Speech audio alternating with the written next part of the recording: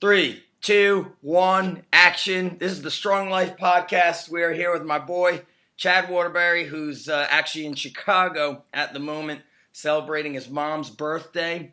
And man, you're living the dream. You're out there in SoCal, out in Santa Monica, which has got to be one of my favorite places that I've ever been to. And you and I, we were virtual friends, for over a decade. We finally met at Jason Ferrugia's wedding, right? Yeah, I know. But We met at Jason's wedding, and it's been really cool to, we started, doing the online stuff quite early. We were writing for T-Mag together, T-Nation, and it's been cool to see your evolution because I kind of am on that same page of moving a lot more towards unilateral work, bodyweight training, and finding a way to stay healthy yet feel strong. And we've been chatting for over a decade. It's crazy how fast time goes. But let's give everybody just a maybe a 2-minute brief intro on who Chad Waterbury is and what do you have going on now. Yeah, I just got to say it was great to meet you at Ferrugia's wedding because I felt like, even though it's the first time we met in person, I felt like I'd known you like half my life. So that was cool. So we burned it up that night. So yeah, so a little bit about me. So my background as in strength and conditioning, my education had an emphasis on neuroscience, so it's kind of like the neuro guy, so that was my thing. And got my master's in physiology with emphasis on neurophysiology from the University of Arizona, and then moved out to SoCal like 8 years ago. And at that time, I was back in whatever it was, we're showing our age, Zach, like 12 years ago, we were both writing and started doing seminars and just working with athletes and just my thing was like explosive power development and rate of force development and all those factors you need for athleticism. Awesome. And when I look at kind of what you have going on now, and since we've been talking, when I see you training or see you training other people, I see a lot of bodyweight work. I see you training down at, I guess that's Venice Beach on the rings, the bars. And I see you training a variety of people from fighters to different kind of athletes. So it's, the power of bodyweight training. What got you, I guess, to move in that direction? What happened that influenced you to be a believer in the bodyweight? Because a lot of people don't think that it is truly, that powerful. Yeah, for me, it was, there's my own bias. About 4 years ago, 5 years ago, I just got so sick of being in a gym and just seeing the lines of dumbbells and just, because we've done it all our lives, Zach, where we're either training when we were young or then we build a business and we're in it all day long. And I just started to get bored with it. And I always admired the athleticism of great gymnasts like you'd see on the rings and pommel horse and all that. So it just so happened that about 4 years ago, I'm like, I'm just going to experiment with that and see what happens. And because I didn't care about squatting 700 pounds or whatever, the stuff, those aspirations we have when we're younger. I just wanted to look and feel and move my best. And so I hired a Russian gymnastics coach that I worked with for about a year. And he was, a former silver medalist, and he was really amazing to show me a lot of the gymnastics techniques. And as one thing I really wanted to do was I want to get good at the rings and learn about that. And B, I wanted to learn how to do a backflip, so some, I'm not a small person, so I knew it was going to be a feat, starting in my 30s to do a backflip. So I worked with him, and I really loved how I felt. I didn't feel so beat up after the workouts, but I got great development from the rings, my biceps, my upper body, all that stuff. So I just started to coalesce what he taught me with what I already knew and started experimenting with athletes and rings and more body weight stuff. And the results were just terrific. And people really enjoy it too. I mean, when you show people clients good like body weight moves, challenging ones. I don't know, there's something about it. It's like the neural stimulation of having to challenge your body through space as opposed to just an implement like a dumbbell or barbell. I think people are just they get more satisfaction out of that. Yeah, it's pretty awesome. When you and I were kind of beginning in that early 2000 era of that writing, a big thing was the Russian training, the Soviet, the Eastern Bloc training, and people thought that it was kind of these secrets. When I've done a lot of the research, what I've learned is they just used more common sense. They were better at listening to the body, whereas the Americans were more focused on really high intensity and really pushing ourselves. What are some of the key things that you picked up from your Russian coach when you started investing your time, and how frequent were you training with him when you said, I'm going to really push myself to learn the bodyweight work? Well, as I said, that was about 4 years ago, and what I learned from him was just the importance of practicing the best form you can, because there's no way you can do things with perfect form from the start, because that's what, these Olympic gymnasts are all about. They try to do this move on the rings of the pommel horse or whatever it is as perfectly as possible, as beautifully as possible. So that takes years and years and years of practice, because these are moves that A, require a lot of strength and mobility, and then B, they're just super challenging moves. So with him, it paralleled what I was already doing in my own type of training, which was high frequency training, or trying to figure out a way to train more frequently without adding time to your workouts or to your weekly training routine, without adding time to that, and while still recovering, because that's the key. So with him, it was just, as I said, it was similar to where I was going in my career of just, you have to do this stuff every day or close to every day, or else you're not going to get good at it fast. And that's why the bodyweight stuff is good, because if you do it right, and if you choose the right moves, it won't beat up your joints as much as, bench pressing every day or those sorts of things. Right. And we see both. There's programs out there that encourage high frequency of the squat, the bench, the deadlift, but you and I,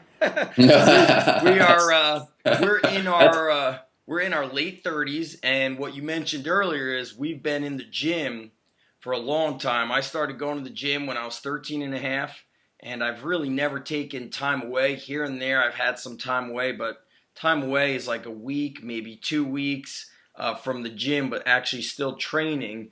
And a lot of the listeners here on the Strong Life podcast, they have written in through emails or the social media, and even if they're not in their late 30s, some are in their 40s, 50s, and 60s, some are in their 20s, but a lot of people are hurt. They're injured, or they don't know how to work around a tweak.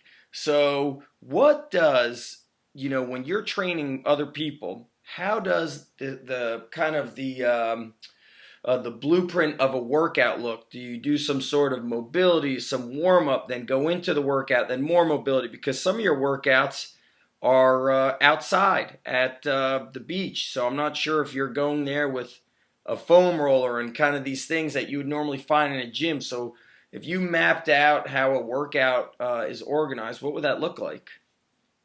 It's a great question. Unfortunately, the answer is not simple. It depends on the client, but I'll give you a general blueprint. General template. I am all about the alignment of the pelvis and the rib cage. So my training with DNS, Dynamic Neuromuscular Stabilization at Prague, and with the PRI, the Postural Restoration Institute. So PRI, I learned a lot about the importance of having the pelvis in proper alignment, because when it's out of alignment, it'll just throw off the mechanics at your knee, at your low back, you can go all the way down the ankle. And with the DNS, it's a lot about the rib cage stuff. So what I'll do with a client is I'll just do a couple simple drills to make sure that their pelvis is in proper alignment and their rib cage is in proper alignment. And so essentially what I'm doing though, is I'm increasing their intra-abdominal pressure. That will pull the rib cage down and in place and get the diaphragm set correctly, because you don't want to go into a workout and do squats or deadlift or swings or whatever when your car is out of alignment, so to speak. And most people, their car is out of alignment, so their body is out of alignment. So, you don't take a race car and run around the track when you know that it's out of alignment. So there's a couple drills I do for that. And then I'm not really big into foam rolling, except for Interesting. Except for the lateral aspect of the quads. So the vastus lateralis, Okay. and the TFL up there, because that typically holds a lot of tension. There's a lot of excess tension there for various reasons. A lot of sitting. Yeah, a lot of sitting, just postural things, weak glutes.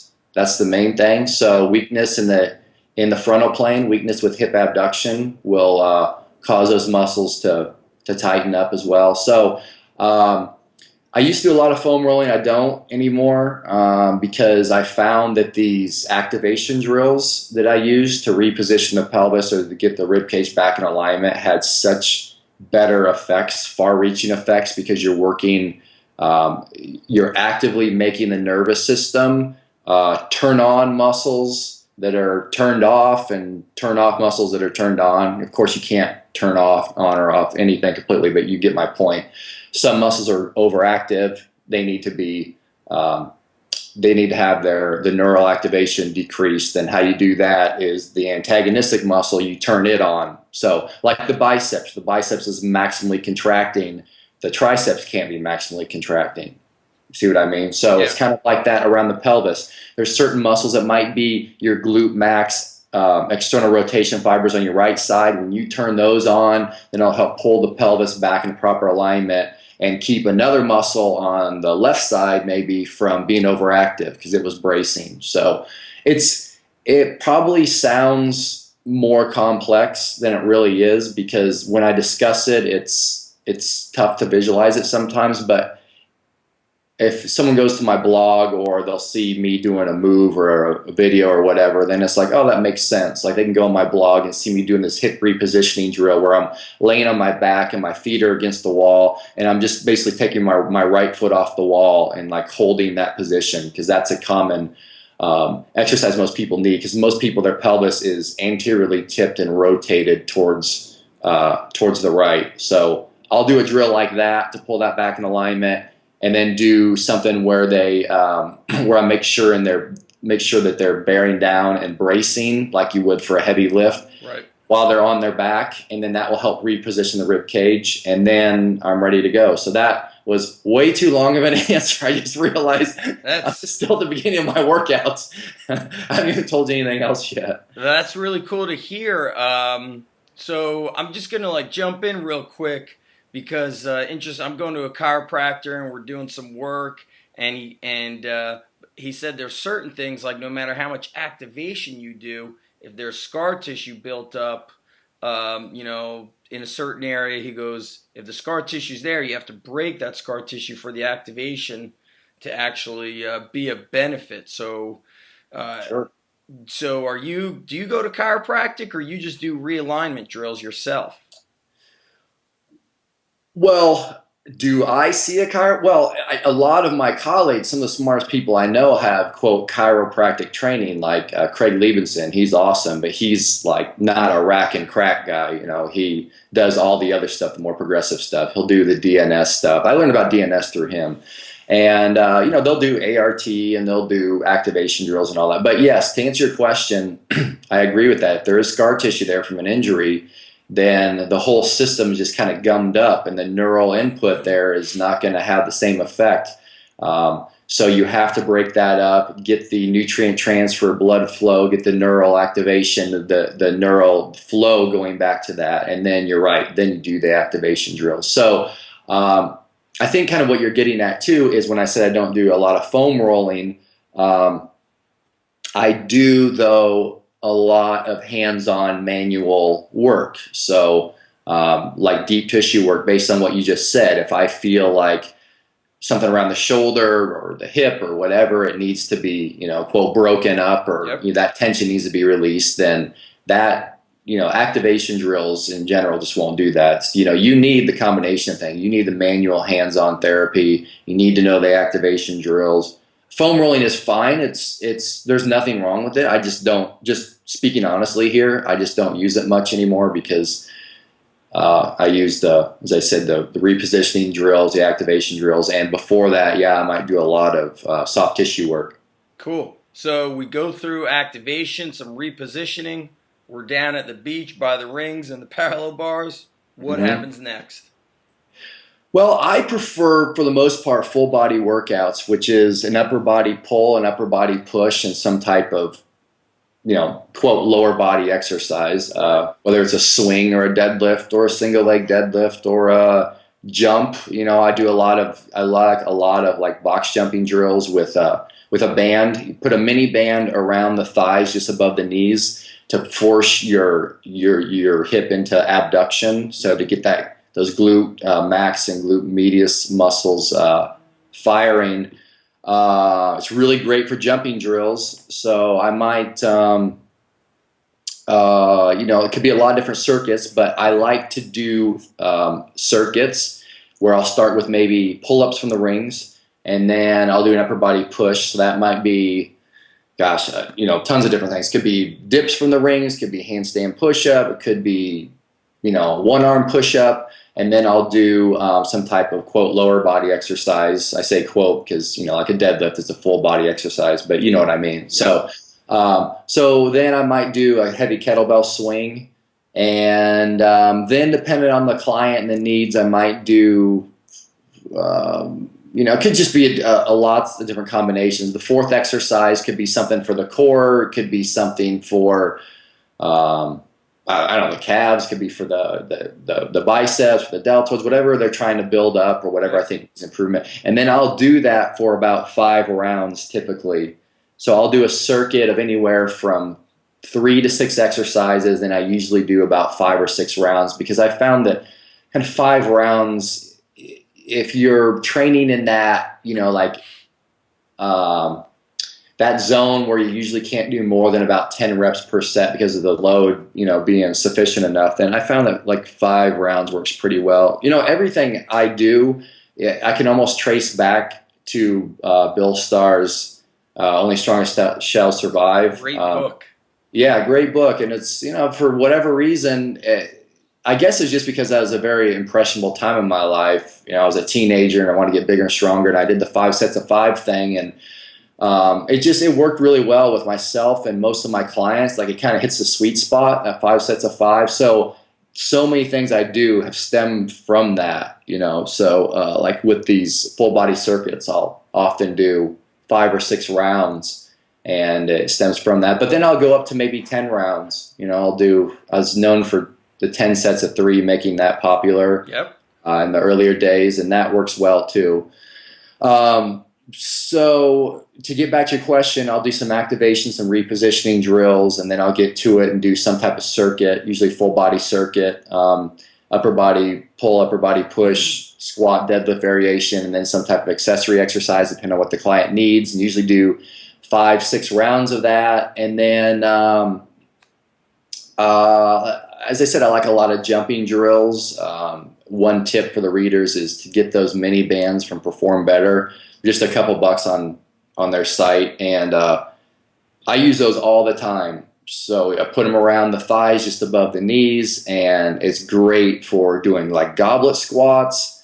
It helps keep your knees out of valgus, that inward knee buckling, because when clients do that, man, it really sets their hip and knees and back up for problems. So you got to keep those knees out of valgus. You got to strengthen the external and abduction fibers, external rotation abduction fibers around the hip, and you'll become a much stronger, healthier, faster athlete. I learned a lot about that from Chris Powers at his Movement Performance Institute in LA. So he's one of the reasons why I was really excited to start this program at USC. I'm starting this Doctor of Physical Therapy program. So next week, next week. So big. Your final hurrah will be Jason Ferrugia 40th birthday party. yeah, it will be. It will be. It's like So his are you gonna be? parties always tend to be the beginning or ending of something, I Yeah. guess. It Are you takes. going? Are you going to be at that party? I'm not. My daughter's birthday is the 28th.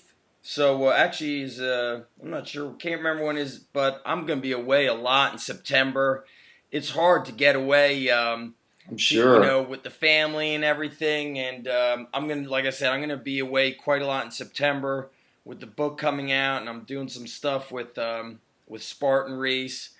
So, and I'm really trying to, you know, what I'm about to say is going to kind of segue into my next question is really minimizing and whittling away just all unnecessary things in life in general. And not that Jason's party is unnecessary, but I'm really just trying to live more of like a minimalist lifestyle. I just found that like I'm always doing something, and even with training, you know, I've really, you know, could I sometimes just do train in my backyard with one kettlebell, or I go to the playground and I'll just do body weight. And you know, even with you know, even with stuff with the business, you know, I'm minimizing stuff. And you know, what I was going to ask you about, you know, we're going to get into lifestyle stuff, but you know, you have that training that's high frequency, but you're actually not in the gym. You're kind of spreading it out throughout the day to build up some volume, and it doesn't really cut into your lifestyle. And that's something that guys like you and I, we have an understanding of time in our life, because here we are, I'm 38, you're 39, and we're like, wow, it feels like yesterday when we were just talking, and that was like '02 when we kind of first met online. That was 12 years ago, and 12 years ago seems like yesterday. It does, as scary So as that is. talk to us about, you know, how do you maximize performance and physical training through your high frequency, yet you're not spending excess time in the gym? Give us a little bit of a rundown on how people could implement that for their lifestyle and for their training goals. Yeah, well, the first thing I want to say is that one thing that I've learned is it doesn't take long to provide sufficient stimulus for growth and performance enhancement. So you can think of it like your gas tank in your car. If it holds 15 gallons, then it doesn't do any good to try to put 20 gallons in it. You know, it's just waste. It all spills out. You can think of that waste as fatigue.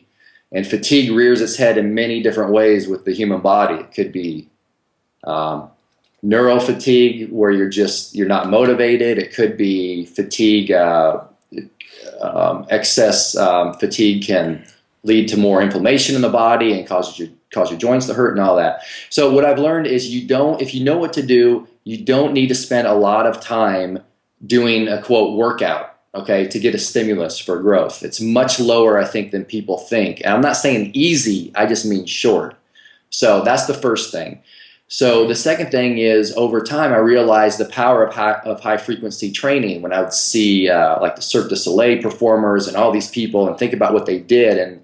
And this was like 12 years ago, and thinking that maybe we weren't, us, Zach, as coaches, maybe we weren't pushing our clients and helping them, not pushing them, but maybe like have a more progressive, intelligent approach to getting them results faster. And it's an irrefutable fact that training more often can lead to faster results, right? I think we can all agree on that. But the key is, it's like, well, how do you recover from it? Well, first of all, you don't make the stimulus too big, all right? So you keep the workouts short, and you do the right exercises to provide the stimulus that you need. So, for instance, a one-arm push-up variation. It's so great because it's a core exercise and a triceps chest exercise, you know, all rolled into one. So when you choose the right exercises, like the one-arm push-up, if you can do that, then you don't have to do a isolation exercise for the triceps and one for the chest and one for the core.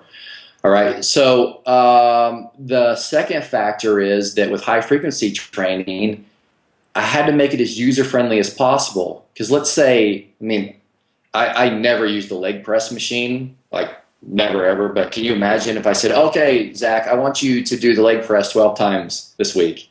And you'd be like, oh man, oh shit, I gotta go to the gym 12 times now, you know? So obviously it makes more sense to do body weight exercises or exercises that don't really require any equipment, because then you can do them at home. Then it's easy. Because it's like, okay, Zach, I want you to do this single leg squat variation that I'm going to show you, and this one arm push up variation, and I want you to do it in addition to, let's say you're lifting weights 3 times a week, doing a full body workout, and I'll give you like a 3 exercise circuit of, as I said, it might be like the single leg squat and a 1 arm push up and maybe some pull up variation.